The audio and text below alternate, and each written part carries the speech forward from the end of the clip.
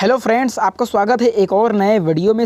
आज की इस वीडियो के अंदर हम वासुदेव शरण अग्रवाल जी का साहित्यिक परिचय बहुत ही आसान भाषा में कम समय में देखने वाले हैं। आपसे अनुरोध है कि आप इस वीडियो को लास्ट तक ज़रूर देखें। मैं बिल्कुल आसान भाषा में इनका साहित्यिक परिचय बताने वाला हूँ। तो चलिए स्टार्ट करते हैं।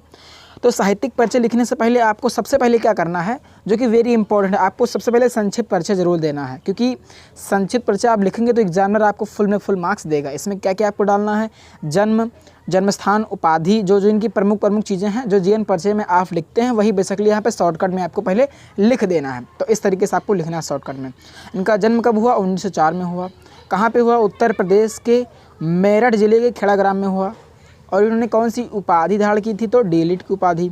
इनकी मृत्यु कब हुई थी? तो 1967 में। और प्रमुख रचनाएं कौन कौन सी हैं? पृथ्वीपुत्र, कल्पलता, कला और संस्कृति। तो आपको सबसे पहले इस तरीके से संक्षिप्त परिचय डाल देना है। अब हम बात करते हैं कि आपको संक्षिप्त साहित्यिक परिचय कैसे लिखना है। बहुत ही कम समय में आपको ज़्यादा चीज़ें बताने का प्रयास कर रहा हूँ। तो आपको सबसे पहले हेडिंग डालनी है, क्या है? साहित्यिक परिचय। आपको अच्छे भाषा में लिखना है, क्योंकि एग्जामिनर जो होता है वो लैंग्वेज को भी देखता है। तो हिंदी साहित्य के सर्वश्रेष्ठ लेखक वासुदेव शरण अग्रवाल भारतीय संस्कृति, पुरातत्व और प्राचीन इतिहास के प्रकांड विद्वान एवं अन्वेषक थे। आपको ये लाइन लिख देनी है। उसके बाद आपको क्या लिखना है कि इनके मन में भारतीय संस्कृति को वैज्ञानिक अनुसंधान की दृष्टि से प्रकाश में लाने की प्रबल इच्छा थी। इन्होंने उच्च कोटि के अनुसंधात्मक निबंधों की रचना की। तो आपको ये चीज़ भी लिख देनी है। उसके बाद आपको क्या करना है? उसके बाद लिखना है कि इनके अधिकांश यानी लगभग जो निबंध थे वो ओल्ड इंडिया यानी एंशियंट इंडियन हिस्ट्री पर बेस्ड था। यानी इन्होंने अधिकांश निबंध जो है वो प्राचीन भारतीय इतिहास और संस्कृति से जुड़े हुए, यानी लगभग इन पर इन्होंने लिखा अपना सारा निबंध, अधिकांश निबंध। तो ये चीज़ भी आपको बता देनी है। उसके बाद आपको क्या लिखना है कि जायसी के पद्मावत पर इनकी टीका जो है वो सर्वश्रेष्ठ मानी जाती है।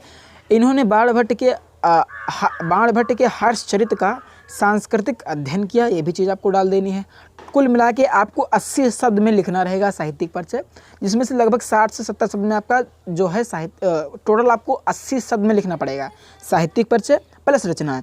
तो लगभग 60 से 70 शब्द में आपका साहित्यिक परिचय होना चाहिए। तो ये इतना लगभग है, आपको इतना ही लिखना है। उसके बाद में सबसे लास्ट में लाइन में आपको ये चीज़ जरूर हेडलाइन में कर रहा हूँ, इसको आपको जरूर से जरूर जोड़ना। क्या कि वासुदेव शरण अग्रवाल जी ने, यानी ये लाइन आपको जोड़नी है लास्ट में, कि वासुदेव शरण अग्रवाल जी ने अपने रचनाओं से हिंदी साहित्य को क्या किया है? समृद्ध किया है। इसलिए हिंदी साहित्य में इनका स्थान अद्वितीय है। तो आपको ये लाइन भी इस तरीके से लास्ट में ख़त्म करते हुए लिख देना है। तो इस तरीके से आपको साहित्यिक परिचय देना। देख लीजिए, अब हम बात करते हैं इनकी रचनाओं की। तो ऐसे ही आपको साहित्यिक परिचय देना है। चलिए अब हम बात करते हैं इनकी रचनाओं की।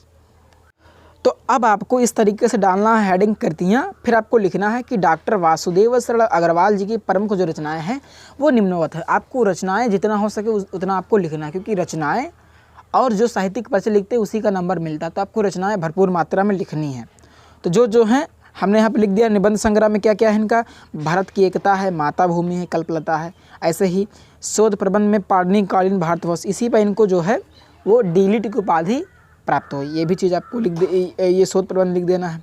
उसके बाद आलोचना ग्रंथ कौन कौन सी हैं? ये चीज़ है पद्मावत के संजीवनी व्याख्या और हर्षचरित्र का सांस्कृतिक अध्ययन। इसको हमने साहित्यिक परिचय में भी लिखा है। तो इस तरीके से आपको इनका साहित्यिक परिचय और रचनाएं देना है। तो आशा करता हूँ कि आपको ये वीडियो पसंद आएगा। वीडियो पसंद आए तो वीडियो को लाइक करें, और यदि चैनल पर चैनल को